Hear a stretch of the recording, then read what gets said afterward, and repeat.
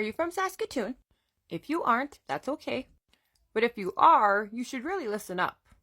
Especially if you know me or if you recognize me. But if you don't know me and if you don't recognize me, my name is Diamond. And I was born and raised in Saskatoon. And I came on this app to raise awareness about a registered sex offender who stalks, hacks, and catfishes people online. Particularly women that reject him. Such as myself. So I don't want to sound like a broken record. But like mentioned, everything that I mentioned in this mini-series, I go into extensive details on my page. And if you go to my page and you see the videos in bold texts, those are the details that I'm referring to. I've also explained that I haven't really explained this in the order that I did in my original 6 series. And I don't really explain it in the same order when I tell anybody else. And people seem to understand either way. But the main point to this mini-series is to make it shorter, more simple, and more easy to follow, especially for people that don't know me. I was just ending off the last video on how I found out this guy was behind group admins and the mods on Saskatoon Reddit, which exposed me to a whole bunch of stuff that I wasn't even expecting, that ended up helping me in the end. But this will be the last video for this mini-series, thank God. But there's just some last bits that I just want to talk about. Like how this guy has completely followed me on this app. And I'm pretty sure he's been on this app this whole time, building up credits, stealing accounts. But he's particularly following me and my followers and trying to find out who I'm following because my following list is hidden. And he's already hacked accounts. I'm not entirely sure, but he's pretty obvious when he does it. But one thing I want to mention before I go into just a couple other little things is my friends and I think that this guy blackmails people that he hacks. And that's why their profiles are up to the public running and why they can be seen and why none of these people are really fighting for their profiles, like fighting for them to get their profiles back. That's just a theory, but I believe it. He hacks people's whole accounts, and a lot of people do have skeletons in the closet. You never know, right? But that's just one thing to consider. And if you do ever get blackmailed, do run this guy's name, and you make sure you show his picture. Doesn't matter if you're out of province. Just make sure you do the work that I tell you to do if A, B, C, and D happens. But as for the rest of like the mini-series and just other things that I didn't mention or go into, like I said, it's on my page. But I go into a hacking story about how I figured out he hacked me back in 2020. What happened before, during, and after. And then also when he tried to hack me last year, before, during, and after. And I go into details about that. I also talk about this guy's motives, like just theories on what we thought he was going to do when he came to my house. Or when he tried to take over my accounts. Theories on why he tried to completely hack everybody on my social media. People have heard of stalkers that have impersonated friends and family, but not to this extreme. And I think he went to that extreme because over the years, I did communicate a lot with a lot of people when I would catch him behind accounts and doing really messed up things online. So I think that's what pushed him to try and isolate me from everybody. So when I did find out, it would be very hard to navigate online only, especially to people I don't see every day, people I probably won't see in person in a long time. I might not ever see in person ever again. And those ones I'm not really too worried about because I didn't really have a relationship. Like I said, they were just like a sitting duck on my page. I think it was more of like a backup thing. If I found out one account was fake, he'd have another one to go to. And that's why I talk about blocking just does nothing. He'll just appear with another one.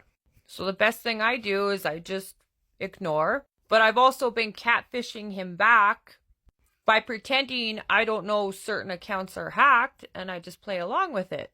And recently I was talking to one about the lives, like when I would go live and just comparisons and whatnot.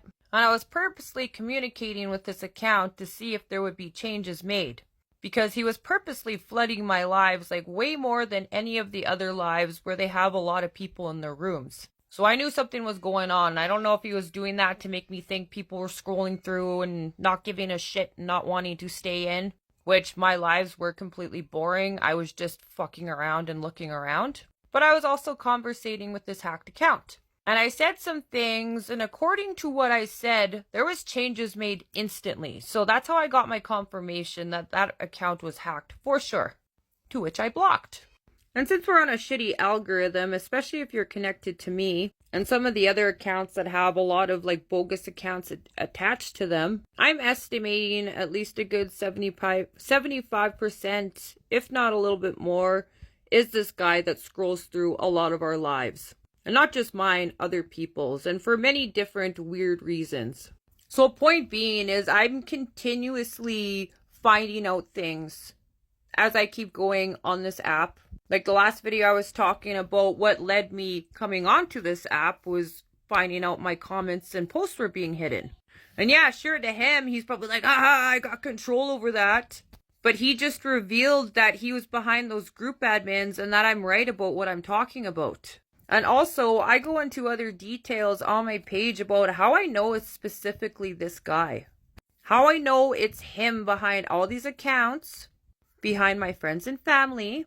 Because what other person out there would specifically target my friends and family, stalk, hack, and impersonate them when he's known to be a stalker and stalk many people plus me?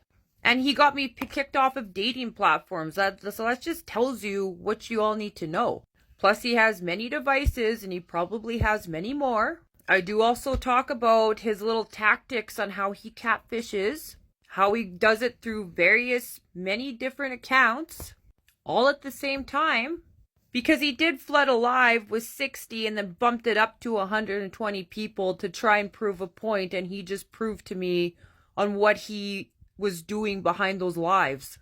He was trying to fool me, but instead just exposed what I was talking about prior to that video, which I also posted.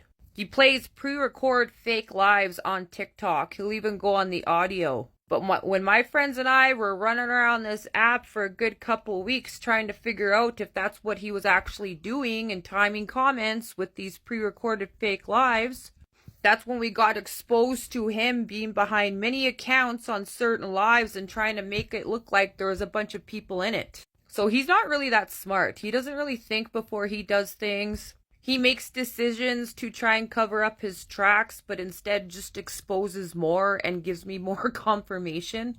I'm trying to remember what else I need to put in this little mini series that I may have forgot. And I think I said everything that I meant to say. And all the other details are on my page, like I said.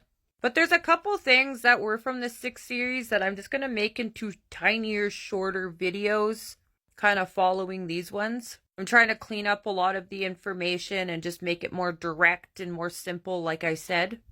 But as for now, if you know me and if you're connected to me on any social media, you need to avoid stories until we find out what's going on with this particular individual.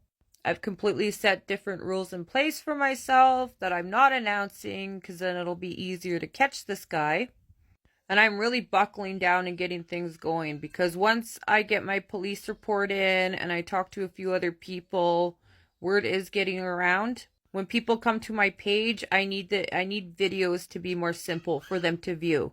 Plus, also, these videos I have to split up in order to send through Facebook and through Instagram, which I have been doing the last few months every so often. It's a pain in the ass, but you can't upload videos longer than a certain amount of minutes on Instagram and on Facebook and through Snapchat as well. So that was fun, but at least I can do that because I couldn't send these whole long videos.